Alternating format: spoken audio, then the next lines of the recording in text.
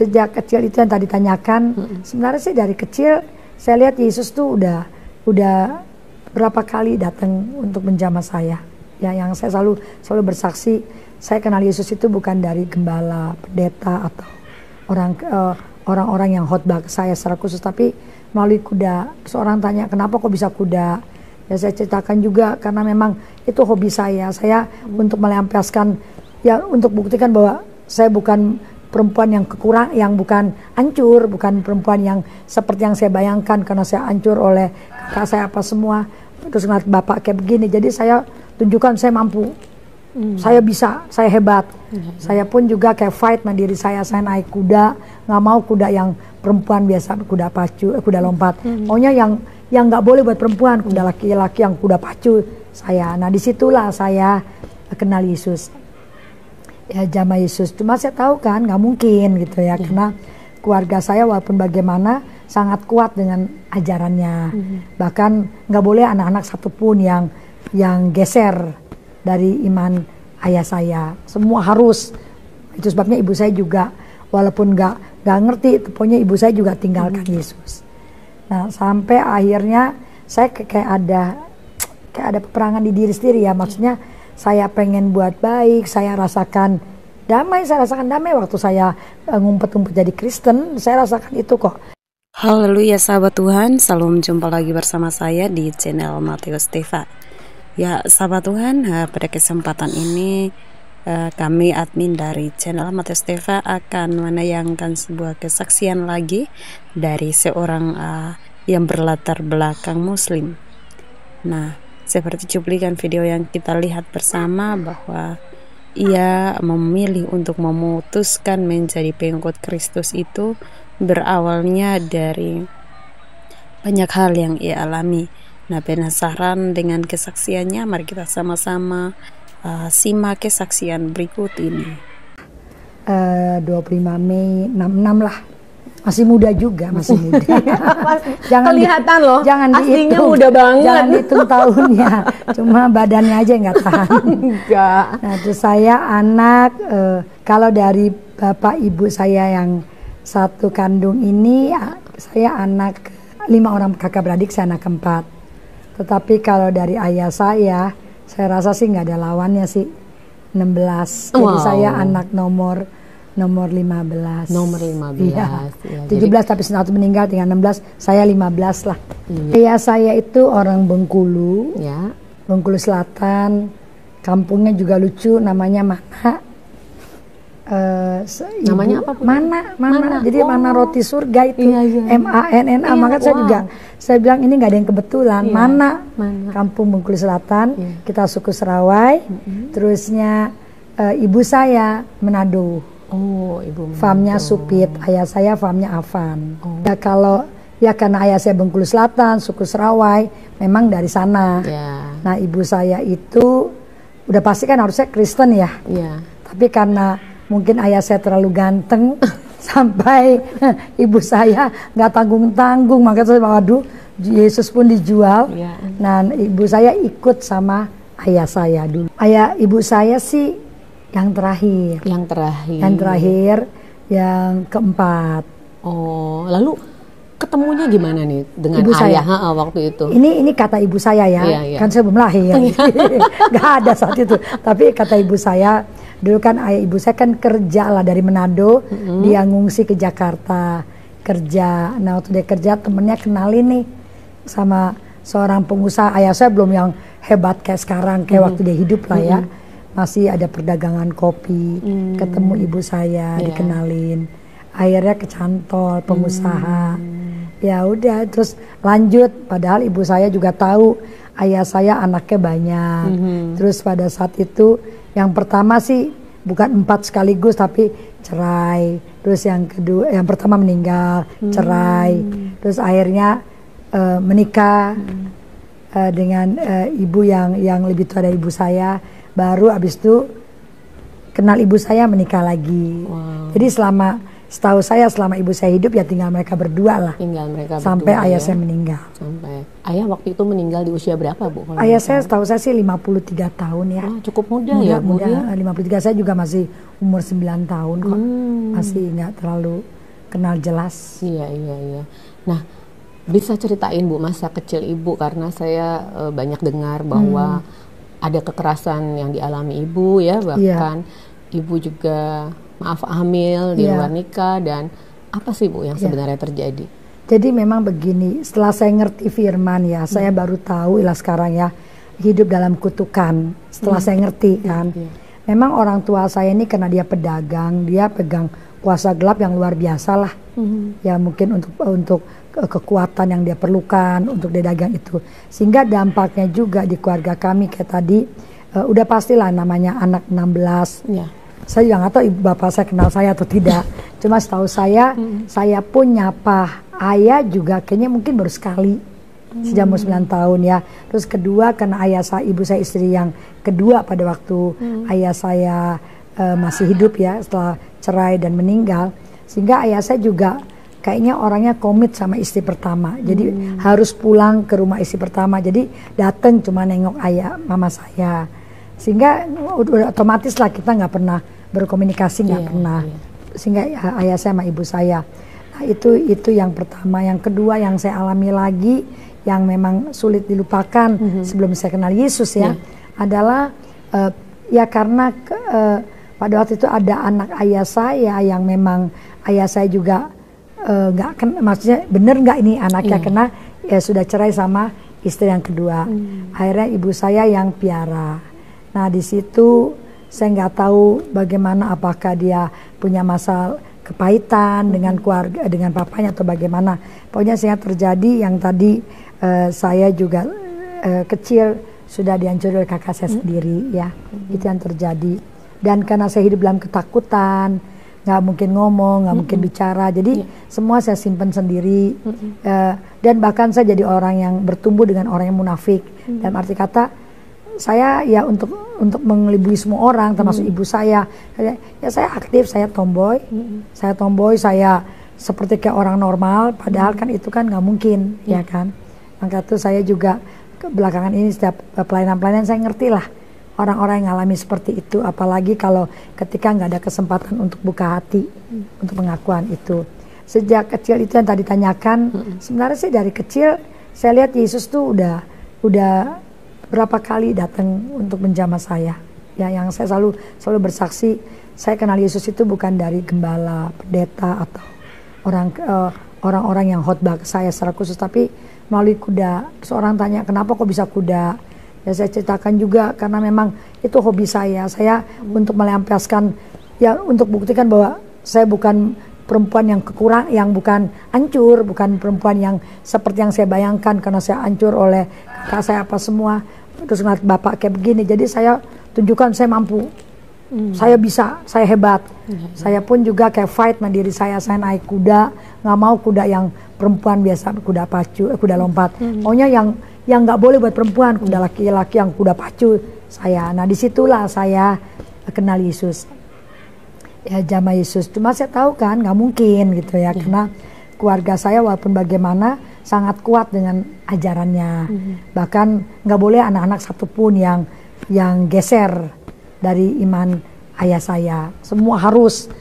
Itu sebabnya ibu saya juga walaupun nggak ngerti, pokoknya ibu saya juga tinggalkan Yesus. Nah sampai akhirnya saya kayak ada peperangan di diri sendiri ya. Maksudnya saya pengen buat baik, saya rasakan damai waktu saya ngumpet-ngumpet jadi Kristen. Saya rasakan itu kok. Saya rasakan juga bagaimana happy-nya, enjoy saya punya Tuhan Yesus gitu loh. Hanya kan latar belakang keadaan keluarga nggak mungkin. Sehingga otomatis kayak layangan lah saya. Hari ini saya boleh deket Yesus, tapi nggak mungkin. Saya kan hancur, siapa saya, pelayanan. Saya pelayanan, kecil-kecil saya udah pelayanan. Doain orang sakit, ikut KKR tahun berapa ya itu tahun, di umur berapa Bu? 12 tahun. 12 tahun. Saya KKR ya zamannya, minta maaf saya sebutkan, zaman almarhum Pak Octavianus, kan suka ada di tahun 78 kalau Ibu ingat, suka ada di Batu Malang ya, juga Batu Malang kan ya. saya tempatnya Pak Semsi, kita semua tuh ke saya gitu loh. Jadi Gelora olahraga Jakarta Timur bukan Jakarta Timur, Jakarta Selatan suka ada tuh KKR. Saya bersaksi. Saya dibawa Esther Kandor, Lutfi Pesi, Yusuf Roni, KKR masih kecil lah. Yang bawa saya Tante Ruth Pesi almarhumah bawa saya. Dan saya rasa enjoy terus di gereja ini kita misi. Jadi makanya itu saya jiwa misi sampai hari ini. Bawa ke kampung-kampung misi. Tapi ya itu di umur 12 tahun ya Bu ya. Doain orang masukan setan, terus doain orang. Wah udah. Nah, bagaimana Ibu bisa masuk ke dalam dunia pelayanan gitu? Karena kan dalam keluarga Muslim, Ibu juga walaupun dari keluarga Kristen dulunya, tapi nggak ada diberikan kesempatan untuk mengenal Kristus gitu ya Bu. Betul. Nah, bagaimana Ibu bisa mengenal Ibu Ruth tadi juga? Iya, tadi saya bilang memang karena saya tahu benar ya. Sekarang saya ngerti benar bahwa itu panggilan, tapi saya dijamah, bukan manusia yang jamah saya. Tadi saya bilang. Nah, sehingga saya ngelawan dalam arti kata dengan taktik. Jadi saya kalau ke gereja Alkitab saya bungkus. Mereka tanya saya naik kuda. Padahal di situ kan ibu saya nggak mungkin ngikutin saya. Padahal di situ saya ibadah. Nanti saya punya sahabat mau kemana? Oh mau pergi ke Lampung. Nah, sampai akhirnya ketahuan lah. Pasti ketahuan yang disembunyikan. Ya pasti dipukul sama ibu saya. Saya dipukul pakai sapu. Sempat ibu saya potong rambut saya, marah. Karena akibatnya kalau ketahuan keluarga ayah saya. Karena ayah saya kan tahun 74 meninggal. Saya kenal Yesus kan 78. Jadi kan keluarga yang ambil alih. Dan kita bergantung harta benda kita dari keluarga. Yang nanggung gaji semua ibu. Nah, bagaimana nih kalau keluarga kantor ayah saya stopin? Jadi ada rasa ketakutan ibu saya bukan kenapa? Karena siapa yang akan ngurus kita? Itu ada. Nah, itu yang membuat saya sembunyi-sembunyi. Tapi ya tadi saya bilang, KKR saya pergi, ibu saya taunya pergi sama sahabat saya sama-sama. Pada ikut mereka. Nah sekali waktu memang tante-tante ini karena dia orang Manado, mama saya kenal, izin ke ibu saya. Ya karena mereka izin dikasih, tapi saya tahu ibu saya nggak suka lah ya kan, dia bukan dia sendiri aja ninggalin Yesus kan begitu. Itu sampai sehingga saya ngalami kalau mau bikin ibadah di rumah, ibu saya kayak protes gitu loh. Tapi ya puji Tuhan mungkin melalui seperti kayak itu, saya semakin lari ke Yesus waktu itu, makin pengen dekat. Karena ada tantangan, ada penderitaan membuat saya jadi nggak manja. Saya semakin ya. Tapi memang nggak lama itu. Itu hanya bertahan sampai umur 17 tahun. Ketika mau diputuskan saya mau disidi. Saya sempat minta disidi, saya pengen dalam. Nah sejak itu akhirnya kan harus hidup adalah pilihan ya. Karena udah mulai dewasa kan. Nah, saya mulai terpengaruh dengan pergaulan. Maka itu saya selalu kalau pelayanan saya bilang jangan anggap remeh. Ya, hari ini kita seperti kayak dipakai, tapi kan harus jaga hati terus. Sekali kita lengah ya, firman Tuhan dalam Lukas katakan bahwa iblis menunggu kesempatan yang baik buat dia, yang buat dianya. Nah itulah sehingga saya tadi yang ditanyakan, saya sudah dipakai KKR, dipakai semua, mungkin sudah puas, sudah semua. Ada ketika ada kesempatan baik itu iblis ketika saya lengah, saya dihantam dengan masa lalu saya, background masa lalu saya yaitu perzinahan. Nah itu sebabnya akhirnya saya karena saya masuk dalam perzinahan itu, saya merasa guilty feeling. Wah, nggak pantas saya jadi orang Kristen nih. Keluarga juga bilang ngapain kamu jadi orang Kristen. Bahkan keluarga saya pun nggak suka saya jadi orang Kristen. Nah, terus saya tertuduh, waduh saya jadi batu sandungan nih. Akhirnya saya memutuskan diri saya bahwa saya nggak mau kenal Yesus karena saya akan jadi batu sandungan buat keluarga besar saya. Itu cara iblis ya Bu ya, menjauhkan ibu dari Yesus sampai akhirnya di dalam perjalanan ibu sempat mengalami hamil di luar nikah. Tapi karena kan firman itu kan nggak pernah sia-sia ya. Walaupun kita jatuh, firman nggak pernah sia-sia. Walaupun kita diiming-imingin, wah kamu kan bukan orang Kristen, apa keluarga kamu juga nggak gini, terus buktinya kamu Kristen juga hidup kamu begini, pasti ada. Nah, karena saya pun sama keluarga disuruh digugurkan atau tidak, saya nggak mau. Nah itu yang saya bersyukur sampai hari ini. Saya bersyukur sekalipun saya udah jatuh, tapi benar-benar Roh Kudus tetap bicara buat saya. Saya nggak mau. Akhirnya karena saya nggak mau kan keluarga nggak mau terima rasa malu ya, apalagi tahun Itu kejadian tahun 84 lah ya. Saya masih umur 17 tahun, masih muda banget. Masih muda banget. Dan dunia dulu kan beda sama dunia Betul, sekarang. iya. Jadi udah hal yang gak mungkin, apalagi keluarga kami boleh dikata orang banyak kenal begitu. Jadi ibu saya nggak sanggup, sehingga saya disembunyikan di Inggris. Sampai berapa lama itu ibu? 4 tahun ya. 4 tahun. Ya karena kan mereka pikir keluarga saya sekolah tuh semua kan di Inggris. Jadi orang juga nggak heran kalau saya ke Inggris. Bahkan yang dekat-dekat dengan saya pun nggak pernah mikir ya saya hamil. Kandungan saya diikat untuk saya bisa keluar. Itu udah 6 bulan padahal ya. Saya berangkat tahun 84. Di bulan saya berangkat di bulan November lah. Saya bagaimana cara ibu survive selama di Inggris sana? Nah karena memang keluarga marah, udah pasti ya marah kan. Satu bener-bener kayak bukan masalah trauma, memalukan lah. Zaman waktu itu bener-bener ya tahu ya, udah bener-bener kan kakak semua segala macam. Dan saya kan ketudingnya 2 nih. Saya memalukan keluarga, tambah mereka kan taunya saya yang nggak boleh jadi Kristen. Jadi saya kayak guilty, dan emang itu saya lihat ya, iblis buat seperti itulah. Kalau perlu saya bunuh diri. Nah tapi puji Tuhan ya, saya nggak ke situ. Bahkan yang tadi saya survive, saya terima. Tapi satu, saya nggak mau kenal yang namanya Yesus. Saya nggak mau kenal yang namanya gereja. Jadi kalau di London pun, kalau saya gereja itu kayak ada rasa ketakutan, saya lari. Saya menghindar dari yang bau namanya Kristen. Terus teman-teman yang pernah pelayanan saya datang ke Pacuan Kuda yang tempat gereja yang kandang pacuan. Kan mereka kirim, karena mereka sahabat saya. Nah mau baca, sobek. Dulu kan modelnya surat menyurat. Surat datang, sobek. Marah lah saya nggak mau. Ya itu, terus dibikin dituding, terus dibikin tuding. Supaya saya nggak ada rasa bahwa Yesus itu maha kasih. Itu saya lihat sekarang setelah saya jadi hamba Tuhan. Trik-trik iblis yang untuk bikin saya tidak melihat kasih Yesus. Dan menjadi bahan pelayanan saya lah sekarang untuk menghadapi orang yang seperti itu. Wow, luar biasa. Nah ibu, jadi setelah itu bagaimana reaksi keluarga gitu ya?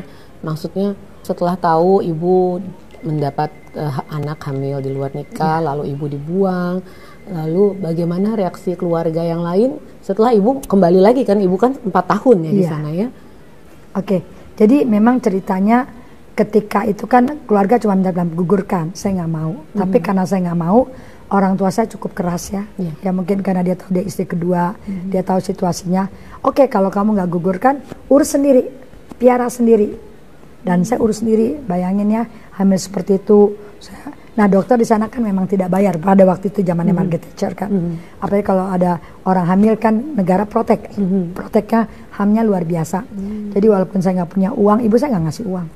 Jadi saya hidup sendiri, saya umur 8 bulan, 9 bulan. Jadi benar-benar dibuang ya Bu ceritanya? Ya walaupun kakak saya juga ada di sana, dan saya nggak boleh ketemu orang Indonesia. Paspor diambil, jadi om tante yang sering ke London pun nggak pernah ketemu saya. Nggak ada yang ketemu, cuma yang sepupu aja nggak ada yang tahu saya hamil.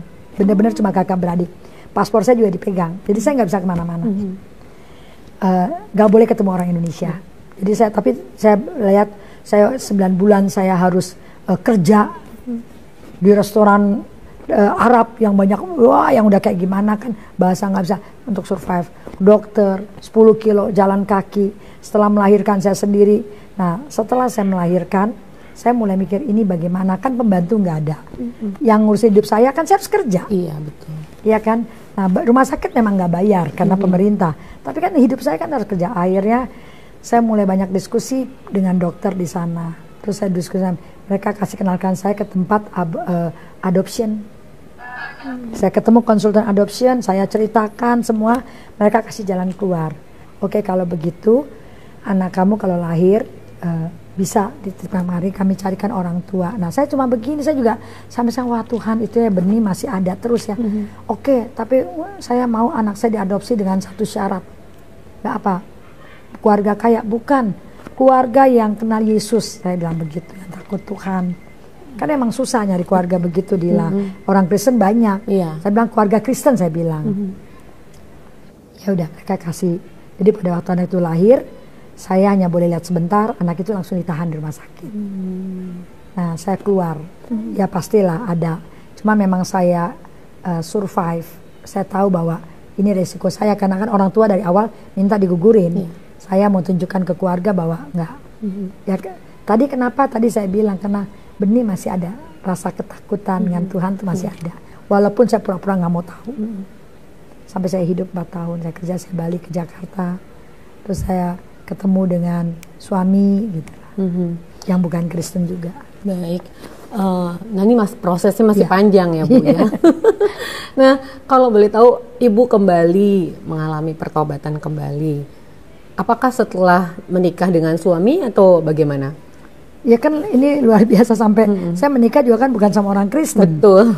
Ya, yang Haji Muhammad Henry bukan orang Kristen. Terus cuma ya tadi benih itu kita percaya Yesus tuh nggak bisa hilang begitu aja ya. Saya nggak tahu. Itu saya kok hanya ngasih syarat begini baik di London maupun di Indonesia. Siapapun yang dekat dengan saya waktu itu. Saya mau nikah dengan satu syarat. Harus nikah gereja.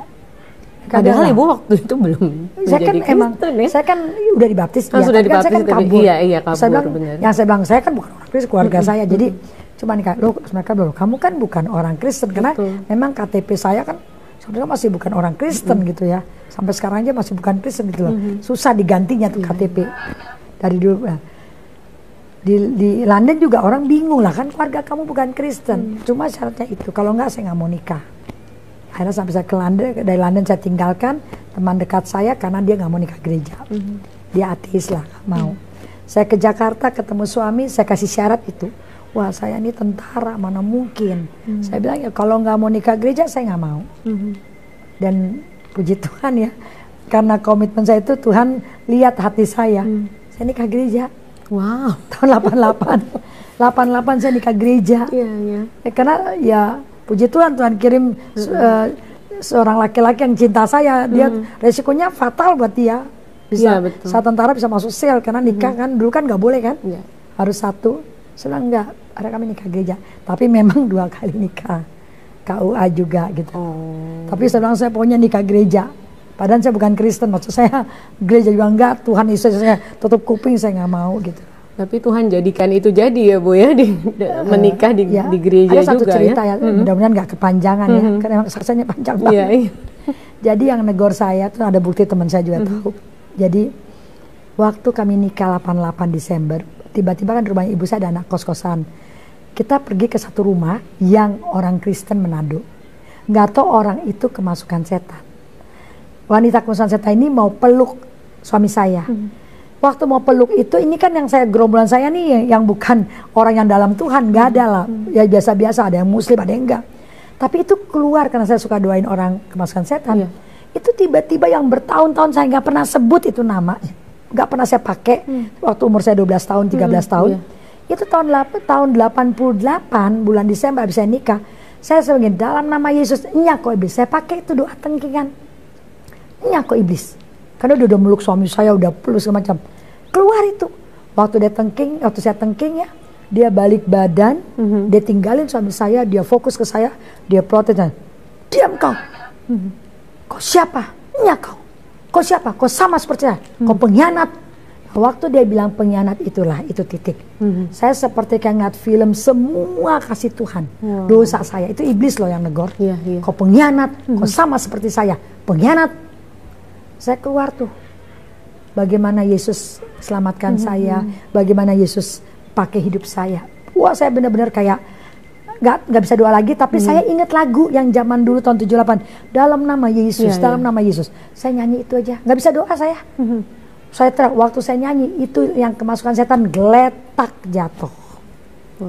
Dan yang luar biasa konfirmasi setelah saya jadi hamba Tuhan, dia dengar saya khotbah di Manado, dia di Manado, Pendeta Fiba Afan, dia cari saya, dia datang. Ingat saya tidak? Dia sebut namanya. Saya waktu kemarin, ya pasti ingatlah saya yang kemasukan setan. Dia cerita bagaimana dia tonton pada waktu saya nyerang. Dia cerita, jadi cerita saya sama cerita dia tuh nyambung. Dia kemasukan setan tapi dia bisa ngeliat film. Waktu kamu nyanyi dalam nama Yesus, itu saya lihat iblis tuh datang. Kamu tahu seperti kayak bawa bulldozer apa semua ke kamu mau nyerang. Saya bilang, iya kan, saya bilang saya panas badan saya. Gini, sampai 3 hari. Saya lari ke tempat YPPI Batu Malang yang di Blok M. Dulu kan tempat sekretariat kami. Tolong tante, badan saya panas. Saya kan nggak. Sejak itulah. Sejak itu 88, walaupun saya tinggalin Yesus, nggak ke gereja, tapi sejak saya ditegur sama orang yang kemasukan setan, hati saya nggak tenang. Saya ngalami ketakutan 3 tahun, ketakutan yang luar biasa. Ketakutan seperti apa tuh, Bu? Jadi saya kalau ngeliat orang muka serem, saya pikir ini orang udah mau kemasukan seperti itu. Saya naik mobil, saya dibawa suami kan, menikah ke Karangploso, ke Malang. Nah waktu saya ke Malang, naik bus, saya lihat nih orang mukanya serem, saya kabur. Terus saya pernah ngumpet-ngumpet ke gereja, karena saya bingung nih kenapa saya gini. Saya pergi ke gereja, nah, saya kan nggak pernah lama nggak hidup dengan gereja kan. Apalagi gereja saya kan gereja zaman-zaman dulu lah, zaman dulu. Ketika di gereja itu kayak ada bahasa roh kan, saya dulu kan nggak nyangka, nggak terlalu ini kan. Wah saya yang ketakutan, saya lari dari gereja. Itu sampai luar biasa takutnya, mandi 3 tahun. Itu luka itulah, ketakutannya luar biasa. Itu yang paling parah saya. Bagaimana cara Ibu bisa lepas dari ketakutan itu akhirnya? Tuhan Yesus tuh hebat luar biasa. Suami saya sekolah di Inggris yang harusnya masuk ke Pekanbaru atau mungkin ke mana di Kalimantan, itu bisa-bisa suami saya harus dinas dari Inggris ke pusat pendidikan yang harusnya karir dia nggak di situ. Selama 8 tahun 88 sampai 96 di Batu Malang, Karangploso. Itu tempat sekolah Alkitab semua. Salah satunya mentor-mentor saya yang kenal saya tempatnya Pak Octavianus, YPP Batu Malang. Di situ saya 8 tahun. Dan sebenarnya ilmu suami saya nggak di situ. Dan orang kaget Akabri bisa masuk situ. Kenapa lama banget? Biasa orang tuh cuma tempat persinggahan karena pendidikan. Saya 8 tahun. Dan sekarang saya mengerti bukan buat suami saya, buat saya. Saya ketemu kakak-kakak rohani yang dulu praktek di Jakarta, tiba-tiba jadi dosen di situ. Dan mereka tahu cerita saya hancur. Padahal mereka tahu kamu punya talenta 12 tahun, saya punya talenta untuk bersaksi, talenta untuk doain orang sakit, talenta untuk orang kemasukan. Jadi mereka tahu, tapi mereka juga tahu bahwa saya hancur. Nah akhirnya mereka rangkul. Saya nggak masuk sekolah teologi ya, tapi saya selama 8 tahun dididik di teologi. Hidup di situ. Itu yang membuat saya akhirnya tahun 91 saya putuskan, saya mau terima Yesus sampai sekarang. Dan puji Tuhan suami nggak bilang enggak, nggak bilang iya, terserah deh. Tapi saya lakukan itu. 91 sampai saya naik mimbar 2003 sampai sekarang.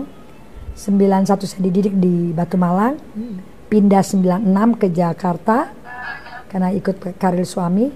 97 guru-guru saya yang dulu, yang sekarang udah jadi pendeta tahun 97, itu menjadi mentor saya, mendidik saya tentang firman Tuhan, teologi saya sekolah Alkitab, private, sampai sekarang. Jadi kurang lebih udah berapa tahun ya? Udah 27 tahun. Saya belajar Alkitab, Selasa Kamis, sama tadi pagi nih sebenarnya. Tapi tadi pagi saya minta izin karena saya harus kesini. Nah, kalau enggak, sampai sekarang ya Bu ya, luar biasa. 27 tahun belajar Alkitab, sampai sekarang private. Sampai guru saya umur 94 meninggal berapa bulan yang lalu. Sekarang istrinya sama anak yang didik saya. Anak mantunya pun saya yang sekolahkan sekolah di I3 sponsornya. Jadi memang hidup saya lihat nggak ada yang kebetulan. Memang dipersiapkan, ditemukan orang-orang yang membawa saya lagi kembali kepada Yesus. Wow, luar biasa. Wow. Kalau keluarga mungkin tahun 91 saya udah nggak terlalu ketakutan karena dulu kan kita ketakutannya karena biaya hidup. Biaya hidup ya. Kalau udah menikah kan udah suami. Yang lebih berat buat saya adalah kedinasan suami. Pada saat itu karena kan nggak mungkin. Iya, betul. Nggak mungkin, apalagi akad nikah saya kan juga kan bukan, walaupun saya punya gereja, tapi kan akad nikah yang diekspos kan yang saya bukan orang Kristen. Jadi itu lebih. Dan suami, kalau keluarga sih udah masing-masing. Walaupun ada, tapi nggak ada ketakutan saya karena resikonya nggak ada. Itu. Nah, dan mereka juga pernah tahu kan, saya udah pernah kenal Yesus gitu ya. Dan bahkan mereka udah lihat, ya kalau memang dia lebih bagus di sini, kenapa enggak? Bahkan puji Tuhannya, ibu saya yang terima Yesus. Ibu saya yang terima Yesus. Iya, ibu saya kembali.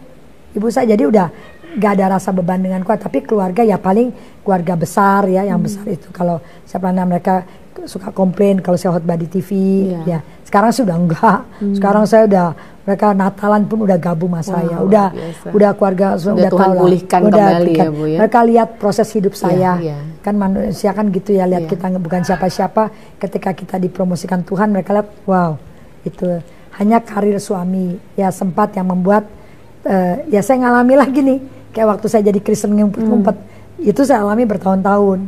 Kan saya tinggal di batalion, lingkungan yang memang ibadah.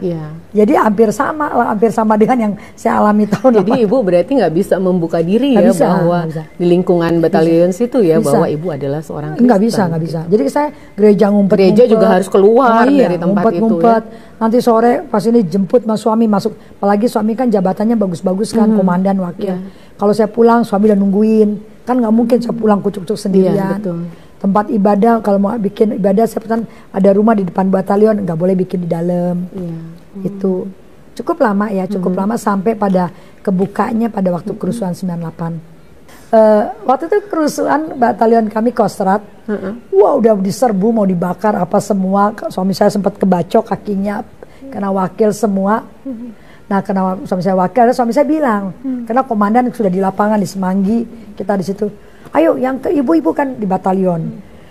Kami orang kedua. Ibu-ibu yang muslim pergi ke masjid sama ikut sholat sama ibu ketua. Yang Kristen, suami saya lupa nih, karena disembunyiin selama ini nggak boleh ngomong. Yang Kristen silakan ikut sama ibu wakil ketua ke gereja. Karena ada gereja, ada masjid di batalion. Kan bingung ya semua, tapi karena perintah atasan kan, saya juga nggak kepikir, wah di gereja. Karena saya tertua kan di gereja, saya yang pimpin. Saya pimpin doa, ya kan saya udah memang diam-diam saya sekolah Alkitab, saya khotbah. Itu orang pada bengong. Bengongnya bukan karena khotbah saya bagus. Bengongnya mereka kaget ya, ini siapa ini?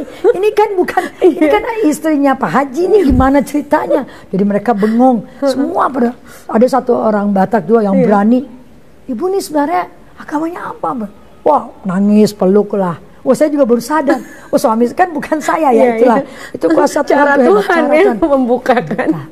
Emang kalau udah kebuka kan udah enak ya. Gak mungkin komandan gak tahu. Saya juga agak legaan walaupun kita, waduh dipecat nih kita nih. Udah pikir waduh ketemu komandan orang Madura pula lagi kan. Ini gimana cerita? Suami saya rajin banget, soleh banget. Jadi nggak mungkin lah punya istri yang bukan orang ini, punya istri orang Kristen nggak mungkin. Soleh banget lah, semua batalion tahu lah. Kalau perlu sholat di masjid nggak mungkin di rumah. Tapi Tuhan Yesus hebat. Ya puji nama Tuhan, demikianlah kesaksian yang sudah kita nonton. Sahabat Tuhan, kesaksian ini sangat luar biasa ya. Dan dari kesaksian ini kita belajar bahwa Tuhan memberikan kita pasangan cuman satu kali, dan itu sampai maut yang memisahkan.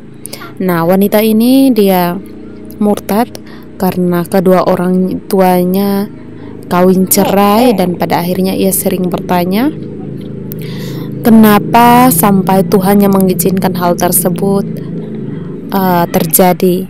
Bukankah itu adalah dosa yang sangat besar? Hal itulah yang kemudian membuatnya sangat bingung dan mencari akan kebenaran. Puji Tuhan, ia diurapi oleh Roh Kudus hingga pada akhirnya ia menemukan akan jawaban atas pertanyaan yang ia tanyakan selama ini.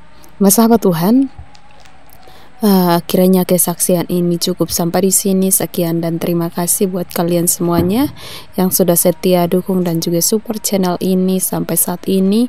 Terima kasih ya.